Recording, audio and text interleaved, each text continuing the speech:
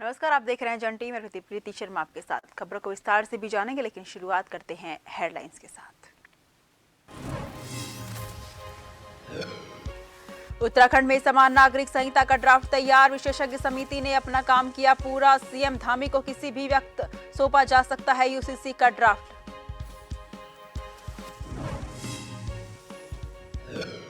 विधानसभा अध्यक्ष ऋतु खंडूरी ने सीएम धामी से की मुलाकात। कोटद्वार के विकास और प्रदेश के विषयों पर हुई चर्चा। हाई टेंशन लाइनों को शिफ्ट किए जाने के लिए मांगा बजट।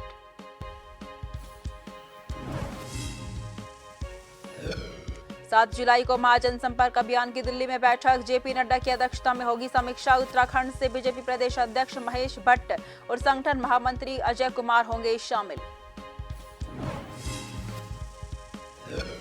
पूर्व सीएम हरीश रावत को सीबीआई नोटिस। स्टिंग प्रकरण में सीबीआई ने घर जाकर दिया नोटिस। कांग्रेस और बीजेपी में हुई सियासत।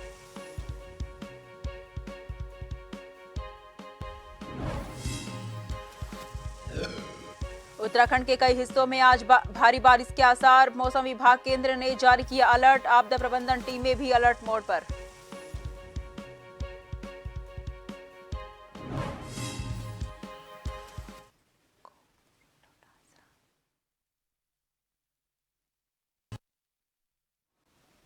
रुक करते हैं खबरों की ओर।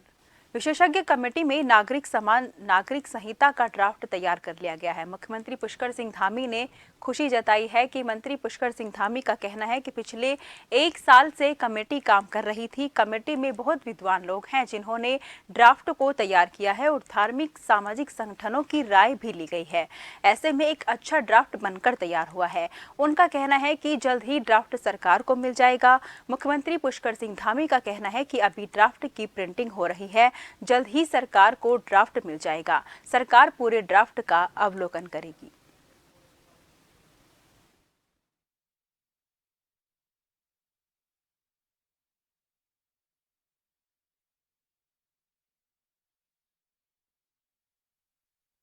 देखिए, यूसीसी कमेटी ने पिछले 1 साल से लगातार विभिन्न विभिन्न वर्गों के बीच में जाकर विभिन्न संगठनों के, सामाजिक, धार्मिक, अनेकों संगठनों के और साथ में जो इसके स्टेक होल्डर्स हैं, लाभार्थी हैं, उन सभी से भी जो है बात की है और बड़े विद्वान लोगों ने इस ड्राफ्ट को तैयार करवाने में अपना अहम योगदान दिया है। अब उनका ड्राफ्ट चूंकि उन्होंने कहा है कंप्लीट हमने कर लिया है, वो जब कंप्लीट करके ड्राफ्ट को प्रिंटिंग होना होगा और भी चीजें हैं, वो सारी चीजें करके जब हमें देंगे तो हम लोग उसका आकलन करेंगे, सरकार उसका आकलन करेगी और जो इसके विशेषज्ञ हैं, विद्वान लोग हैं, उन सभी का आकलन हमारे पास आएगा। उस आकलन को आगे बढ़ाया जाएगा और सरकार उसको लागू करने की दिशा में हल्द्वानी पहुंचे डीजीपी उत्तराखंड अशोक कुमार ने बहुउद्देशीय भवन में स्मार्ट कंट्रोल रूम का शुभारंभ किया। इस दौरान उन्होंने बहुउद्देशीय भवन का निरीक्षण करते हुए कुमाऊं क्षेत्र के सीओ ऑपरेशन के साथ बैठक करते हुए अपराध पर लगाम लगाने के साथ ही साइबर फ्रॉड और नशे पर रोक लगाने के निर्देश दिए। जिसके बाद डीजीपी ने ऑपरेशन मुक्ति के तहत नैनीताल पुलिस द्वारा भिक्षा नहीं शिक्षा दो के नारे के साथ गरीब बच्चों का स्कूल में दाखिला कराए जाने वाले बच्चों से मुलाकात की और उनके कार्यक्रमों को भी देखा। इस दौरान डीजीपी अशोक कुमार ने कहा कि स्मार्ट पुलिसिंग के चलते स्मार्ट कंट्रोल रूम का शुभारंभ किया गया है और अब पुलिस ने कैमरा बेस्ड चालान शुरू किए हैं।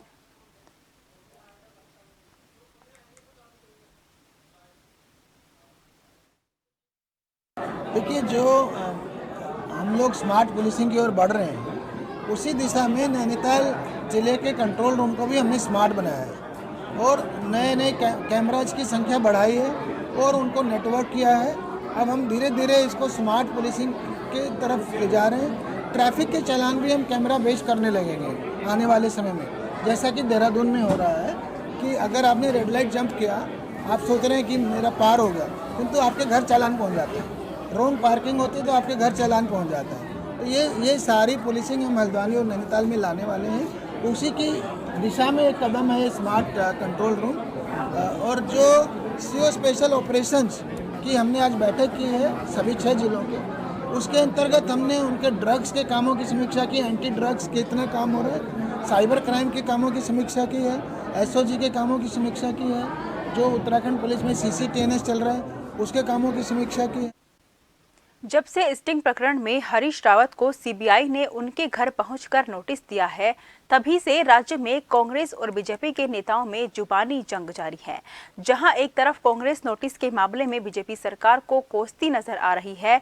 उनका कहना है कि बीजेपी ने हरीश रावत की सरकार गिराई और अब उन्हें ही स्टिंग प्रकरण में फंसाने का काम किया जा रहा है, जबकि पूरे मामले में सरकार गिराने और विधायकों की खरीद फरोख्त करने का काम बीजेपी ने किया था। वहीं बीजेपी प्रवक्ता विपिन कैथोला की माने तो पूर्व मुख्यमंत्री हरीश रावत स्टिंग प्रकरण में प्रदेश की जनता के सामने भ्रम की स्थिति पैदा कर रहे हैं।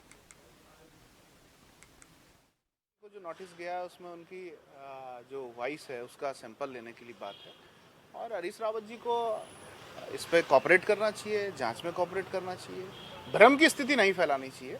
तो उत्तराखंड की जनता ने देखा है कि किस प्रकार से उस स्टिंग जो आया था उस पर हरीश रावत जी कह रहे थे मैं आंखें बंद करूंगा, ये प्रदेश तुम लूट लो, खसूट लो। ऐसे आदमी आज भ्रम की राजनीति करना चाहते हैं, ये ड्रामा चलने वाला नहीं है। 2016 में लोकतंत्र की हत्या का जो प्रयास उत्तराखंड में हुआ और उस पूरे प्रकरण पर तत्कालीन समय में माननीय हाईकोर्ट और माननीय सुप्रीम कोर्ट ने जो अपने निर्देश दिए और जो सरकार गिराने के षड्यंत्र थे उसका पर्दाफाश हुआ था और हरीश रावत जी की सरकार को बहाल किया गया था। अब जो है क्योंकि उस समय डकैती हमारे घर में पड़ी, हमारे विधायकों की खरीद फरोख्त की गई, केंद्र की सत्ता का दुरुपयोग उत्तराखंड में हुआ, हम ही पीड़ित थे और हमारे ऊपर मुकदमे चल रहे हैं। और जो सीबीआई का मामला है अब 6 साल बाद फिर जो है ये जिन खबर से बाहर निकला। केंद्र सरकार ने देश के किसानों को बड़ा तोहफा देते हुए गन्ने के न्यूनतम समर्थन मूल्य में 10 रुपए की बढ़ोतरी की है।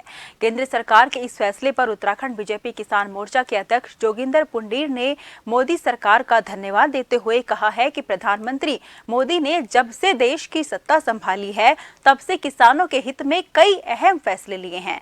जोगिंदर पुंडीर ने कहा है कि प्रधानमंत्री नरेंद्र मोदी ने किसानों को लाभ देते हुए खाद यूरिया के दामों में सब्सिडी को बढ़ा दिया है, जबकि किसने की आय को दोगुना करने की दिशा में तेजी से काम किया जा रहा है।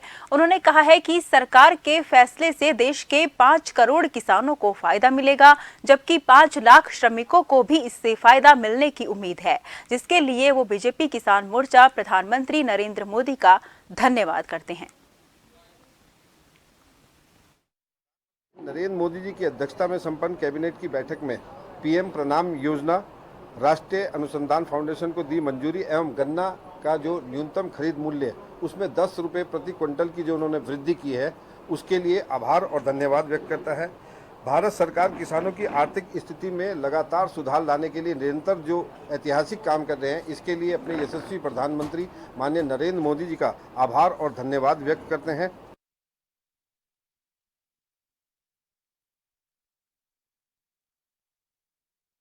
राजधानी देहरादून में चल रहे स्मार्ट सिटी के कार्यों की वजह से जनता को काफी परेशानियों का सामना करना पड़ रहा है। सड़कों पर जगह जगह खुदे हुए गड्ढे बरसात के इस मौसम में परेशानी का सबब बने हुए हैं।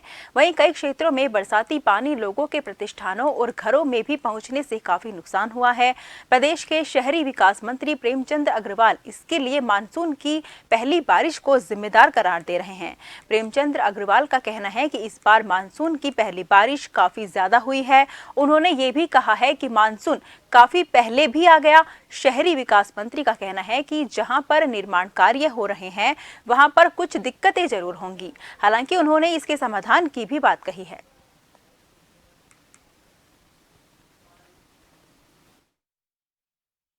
बात तो ये स्मार्ट सिटी का जो देहरादून को सौभाग्य प्राप्त हुआ है उसके लिए मैं माननीय प्रधानमंत्री जी का धन्यवाद कर रहा हूँ। हम उस 100 स्मार्ट सिटी के दायरे में आए हैं जहां हमें इसमें काम करने का मौका मिल रहा है। लंबे समय से काम चल रहा है, बहुत से काम हुए हैं और जो आपने बदलने की एजेंसी बदलने की बात की है, आप भी जानते हैं कि जिस कछुआ गति से पिछले दिनों काम चल रहा था, चाहे सड़क को लेके, चाहे सीवरेज को लेके, चाहे फिर ड्रेनेज को लेके, अनेकों बार मेरे द्वारा स्थलीय निरीक्षण, अधिकारियों के साथ बैठक, ठेकेदारों के साथ बैठक के बाद जब ये निर्णय निकला कि ये निष्कर्ष निकला कि वो काम नहीं कर पा रहे हैं तो उनको बदलने का काम किया। कोटद्वार विधानसभा के अंतर्गत सनेह पट्टी कुंभीचोड़ रतनपुर गांव में बने बरसाती गड्ढे पर बना हुआ पुल 2017 में आई आपदा की भेंट चढ़ गया, जिसके बाद से अभी तक अधिकारियों और स्थानीय जनप्रतिनिधियों ने पुल बनने की जहमत नहीं समझी, जिससे लोगों को काफी दिक्कतों का सामना करना पड़ रहा है। बता दें कि लगभग 6 साल पहले कोटद्वार की पहाड़ियों में भारी बारिश से बरसाती गधेरे जलमग्न हो गया।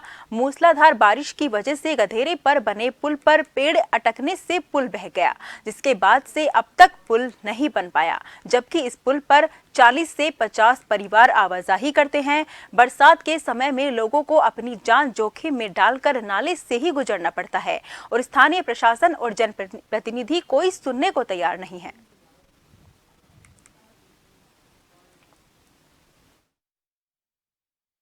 मेन रास्ता यही है, लोगों के रास्ते से जाते हैं, लोग डांटते हैं। हमारा मेन रास्ता है, कभी सिलेंडर भराना हो, राशन लानी हो, बच्चे स्कूल जाते हैं, कॉलेज जाते हैं, कभी रिश्तेदार आते हैं, तो यहाँ बहुत बड़ी नदी आ जाती है, तो बोलते कैसे रास्ते तुम्हारे, क्यों नहीं कर रहे तुम कुछ, क्यों नहीं। हम जगह जगह जाए गए, पर किसी ने नहीं सुनी हमारी। अभी तक कई शिकायत करी, बहुत चले गए, ऋतु हरक सिंह के पास भी, ऋतु खंडरी के पास बहुत गए हम, पर कोई किसी ने सुनी नहीं हमारी। हो गया, कह रहे यहाँ होगा, कोई कुछ कर ही नहीं रहा है, क्या करें हम, बस हम तो बहुत परेशान चल रहे। लक्सर पुलिस ने 3 शातिर चोरों को गिरफ्तार किया है। शातिर चोरों ने बीती रात हुसैनपुर गांव के मंदिर का ताला तोड़कर मंदिर में चोरी की घटना को अंजाम दिया। पुलिस ने शातिर चोरों के कब्जे से मंदिर में चुराए हुए पीतल के 6 घंटे, एक तांबे का कलश सहित मंदिर से चुराया हुआ पूजा का सामान भी बरामद किया है। तीनों शातिर आरोपी सलीम जोनी और आवेश लक्सर से ही खेड़ी खुर्द गांव के निवासी बताए जा रहे हैं। को लेकर क्षेत्रीय स्तरीय समीक्षाओं में बीजेपी पार्टी एकजुट हो गई है। देश भर में बीजेपी का महाजनसंपर्क अभियान जोरों शोरों से चल रहा है, जिसका समापन उत्तराखंड में आज 30 जून को होने जा रहा है। उत्तराखंड में चल रहे जनसंपर्क अभियान की महत्वपूर्ण समीक्षा बैठक 7 जुलाई को उत्तर क्षेत्रीय राज्य के प्रमुख नेताओं के साथ दिल्ली में होने जा रही है। इस बैठक की अध्यक्षता राष्ट्रीय बीजेपी अध्यक्ष जेपी नड्डा करेंगे।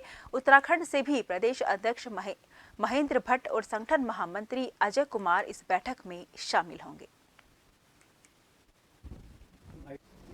देखिए, पूरे भारतवर्ष में भारतीय जनता पार्टी के द्वारा महा जनसंपर्क अभियान चलाया गया, जो 30 मई से लेकर 30 जून तक रहा।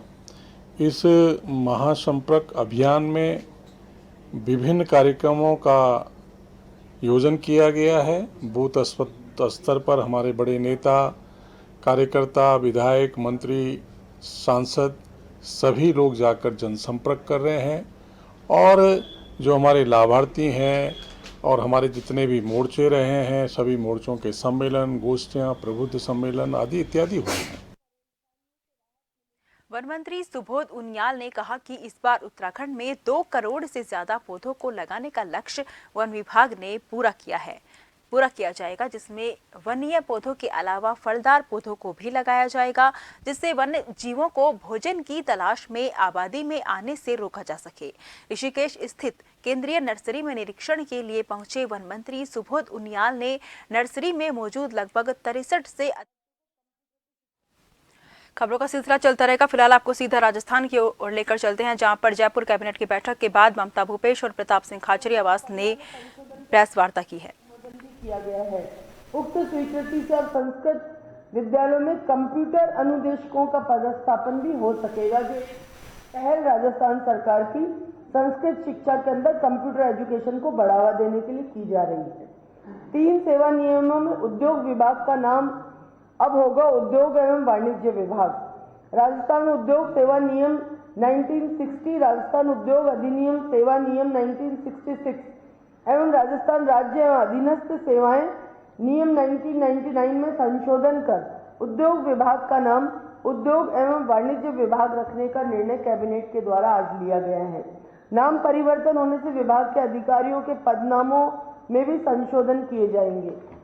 हमारी सरकार के विभिन्न मुद्दों के ऊपर आज चर्चा की गई और मैं समझती हूँ कि राजस्थान की जनता के लिए तमाम रूप से हम लोग हर क्षेत्र के अंदर कार्य कर रहे हैं। राजस्थान की जनता के लिए जो हम MRC के कैंप लगाए जा रहे हैं, महंगाई राहत कैंप, उनका जो रिजल्ट आ रहा है, राजस्थान की जनता जिस प्रसन्नता के साथ, जिस उत्सुकता के साथ और जिस गंभीरता के साथ इन कैंपों के अंदर जाके और विभिन्न योजनाओं का लाभ ले रही है, इससे बौखला के आप देखिए पिछले 1 महीने 1.5 महीने से लगातार, चाहे कभी प्रधानमंत्री जी का दौरा बन रहा है, कभी नड्डा जी का दौरा बन रहा है, कभी अमित शाह जी का दौरा बन रहा है, लेकिन फिर भी हम कहना चाहेंगे कि जो राजस्थान की सरकार ने जनता को समर्पित कार्य किए हैं, उनके ऊपर ये दौरों का कोई असर नहीं होगा। राजस्थान की जनता समझ चुकी है कि ये लोग एक तरह से बहकाने के लिए यहाँ पर आ रहे हैं। आज जो महंगाई की मार देश की जनता के ऊपर पड़ रही है, इसका मूल क्या कारण है? क्यों इतनी महंगाई बढ़ रही? क्यों हमारे पेट्रोल डीजल का भाव बढ़ रहा? क्यों हमारे गैस सिलेंडर का भाव बढ़ रहा? बेरोजगारी का आलम इस देश के अंदर आप सब लोगों को दिख रहा है, किस तरह से बेरोजगार आज सड़कों पे घूम रहे हैं। हम लोगों ने राजस्थान की सरकार के माध्यम से लाखों लोगों को रोजगार देने का प्रयास किया, जो आप सब लोगों के सामने है। इसलिए हम यही कहना चाहेंगे, कैबिनेट के अंदर आज बहुत महत्वपूर्ण फैसले हुए हैं और उसके अलावा भारतीय जनता पार्टी राजस्थान एक इनके लिए पर्यटन क्षेत्र बन रहा है। आप आइए हमारे देश के अंदर, पधारो हमारे देश, लेकिन घूम के चले जाइए। राजस्थान की जनता आप लोगों के प्रलोभन में नहीं आने वाली। राजस्थान की जनता समझ चुकी है कि हमारा भला और बुरा क्या है, कौन व्यक्ति, कौन सी पार्टी हमारे लिए रात दिन मेहनत कर रही है, कौन सी पार्टी हमारे परिवारों की चिंता कर रही है, कौन सी पार्टी हमारे बेरोजगारों की चिंता कर रही है, कौन सी पार्टी महिलाओं को विभिन्न प्रकार की योजनाओं से जोड़ के सशक्तिकरण के रूप में उनको बदलने का प्रयास कर रही है। इन तमाम मुद्दों के साथ में हम मुख्यमंत्री अशोक गहलोत जी के नेतृत्व में ये सरकार को आगे लेके जा रहे हैं और जनता को समर्पित कार्य कर रहे हैं। धन्यवाद।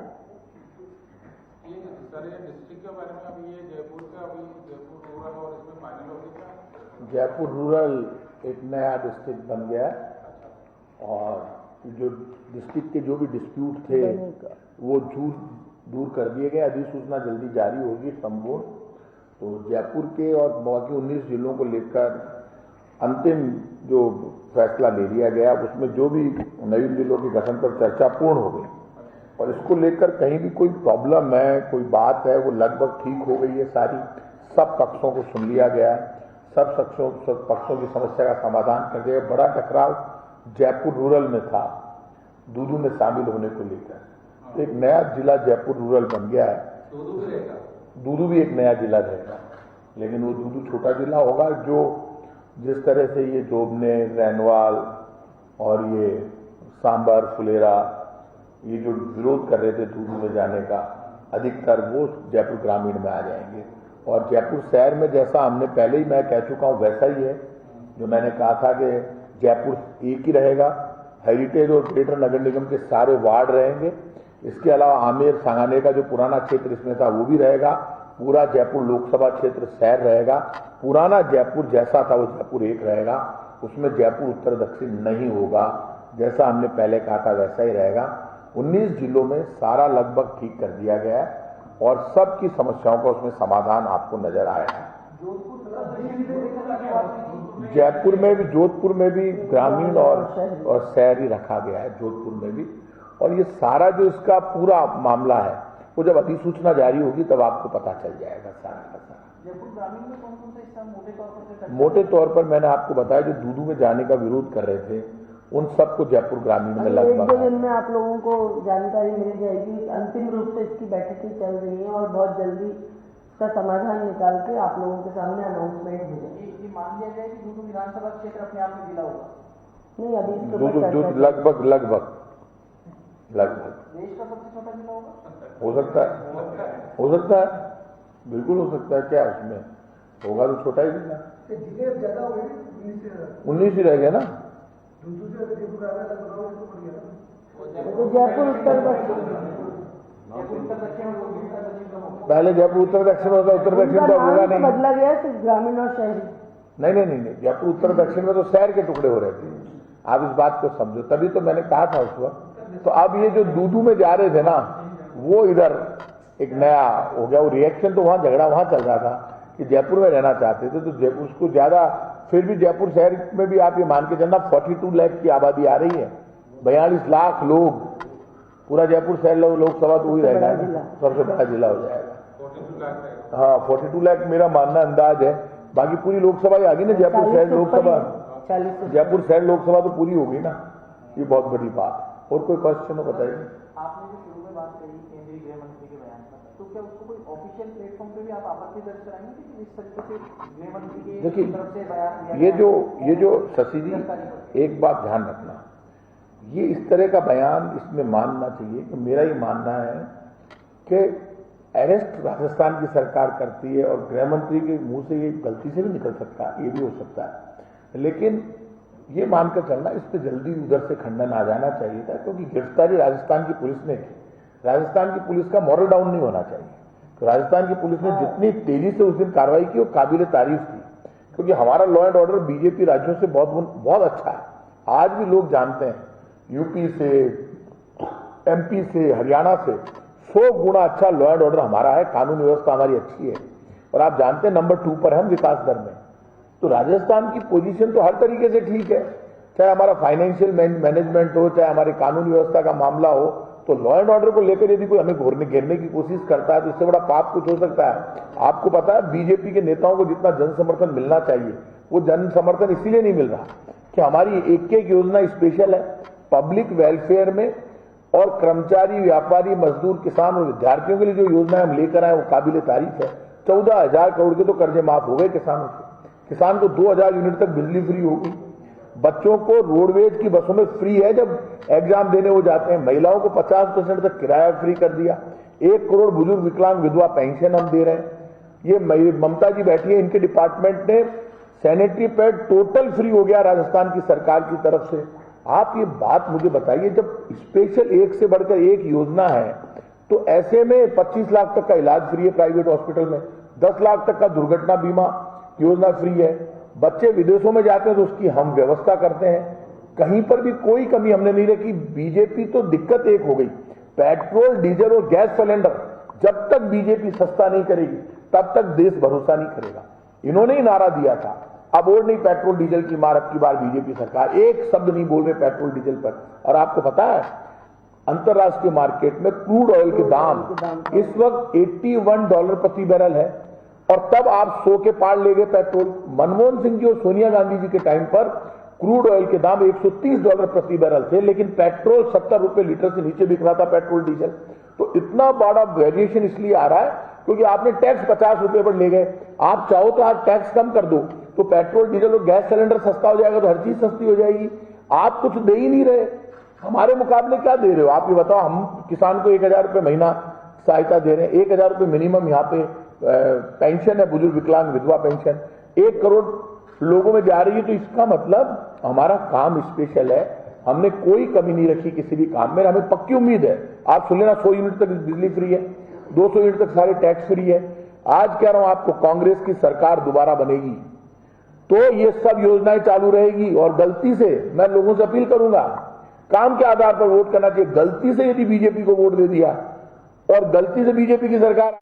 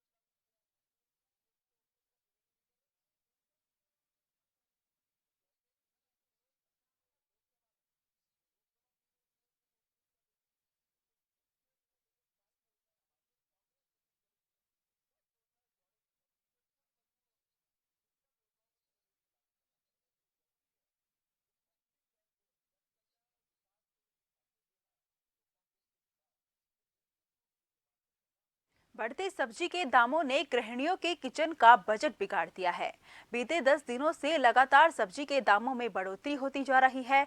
वहीं सब्जी को जायका देने वाला टमाटर भी महंगाई से लाल होकर 150 रुपए प्रति किलो पहुंच चुका है। टमाटर के दामों में भारी बढ़ोतरी से छोटे फड़ लगाने वालों ने टमाटर को बेचना ही बंद कर दिया। अन्य सब्जियों में भी 5 गुना तक की वृद्धि हुई है। ऐसे में भाव में तेजी के चलते रसोई का बजट बिगड़ता हुआ नजर आ रहा है। लोगों ने बताया कि इस बार सब्जियों में टमाटर का भाव आसमान छू रहा है। एक सप्ताह पहले 20 किलो टमाटर बिक रहा था और आज 150 रुपए किलो टमाटर का भाव हो गया है। ये भाई साहब टमाटर में बढ़ोतरी की वजह है बरसात होना। बरसात में टमाटर ख़राब हो जाता है, इस वजह से जो है टमाटर की कीमत ऊपर चली जाती है। नहीं तो टमाटर तो नॉर्मल वही 20-30 बिक रहा था। इस समय वजह है कि बारिश का होना, और बारिश से जो है टमाटर ख़राब हो जाता है। जो है लोग कम ही मात्रा में खरीद पा रहे, क्योंकि इतना अफोर्ड नहीं कर पाता इंसान के। कितना 120-100 बहुत होता है। रेट तो इतने आसमान छू रहे हैं, अब क्या बोले। पिछले हफ्ते तक तो 20 रुपए किलो मिल रहे थे टमाटर, अब देखो तो 120 रुपए किलो हो रहे हैं। लौकी जो 10 रुपए किलो मिल रही थी अब 60 रुपए किलो मिल रही है। अब हमारा तो बजट ही पूरा खराब हो गया घर का, क्या बोले। उत्तराखंड के डोईवाला में कांग्रेस जिला परवादून की जिला कार्यकारिणी की बैठक जिला अध्यक्ष मोहित उनियाल के नेतृत्व में आयोजित की गई, जिसमें कई अहम मुद्दों पर चर्चा करते हुए कांग्रेस को मजबूती प्रदान कर आगामी लोकसभा और नगर निकाय चुनाव में मजबूती के साथ कार्य करने के लिए कार्यकर्ताओं को दिशा निर्देश दिए गए। इस दौरान जिला अध्यक्ष मोहित उनियाल, पूर्व विधायक हीरा सिंह बिष्ट और प्रदेश नेता गौरव चौधरी ने कहा कि आज देश प्रधानमंत्री के जुमलों से तंग आ चुका है। देश में सांप्रदायिक राजनीति की जा रही है। कांग्रेस नेताओं ने कहा कि केंद्र की बीजेपी सरकार के 9 साल हताशा और निराशा भरे रहे। वहीं बैठक में जिले की कार्यकारिणी का विस्तार करते हुए नए कार्यकर्ताओं को जिम्मेदारी सौंपी गई।